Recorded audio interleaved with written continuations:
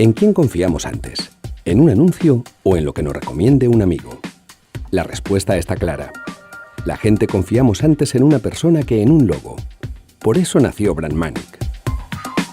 En Brandmanic ayudamos a que las marcas lleguen a su target y a sus clientes de una manera natural y no intrusiva por medio de personas. Llevamos 2 años trabajando en este proyecto tecnológico, apoyado por Cedeti, por Ebace. Hemos participado en el Valencia Global Growth, teniendo la oportunidad de estar en Boston, en el MIT, y recientemente hemos sido seleccionados para participar en el Spain Tech en San Francisco.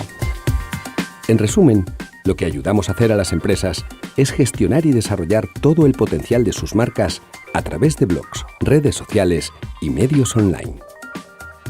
Nuestra solución permite encontrar personas con influencia que son relevantes porque tienen acceso al target, a una audiencia que es de interés para las marcas.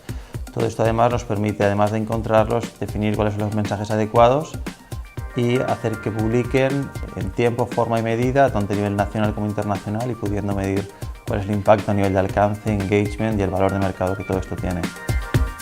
Para ello contamos con un network internacional, con más de 50.000 influencers y una plataforma tecnológica que mide los resultados de las campañas. En un mundo en el que al día recibimos nada menos que 3.000 impactos publicitarios, las marcas necesitan diferenciarse y conectar, de manera auténtica, con clientes potenciales o no, con gente de carne y hueso.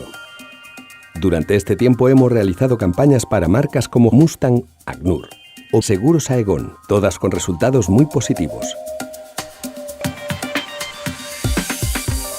En todo este tiempo, no hemos parado de trabajar y tanto esfuerzo se ha visto recompensado porque hemos sido además una de las startups seleccionadas para realizar un programa de inmersión en Silicon Valley, la cuna del emprendimiento tecnológico. Muchos sueños cumplidos, pero también muchos por cumplir en el horizonte. Brandmanic no ha hecho más que empezar.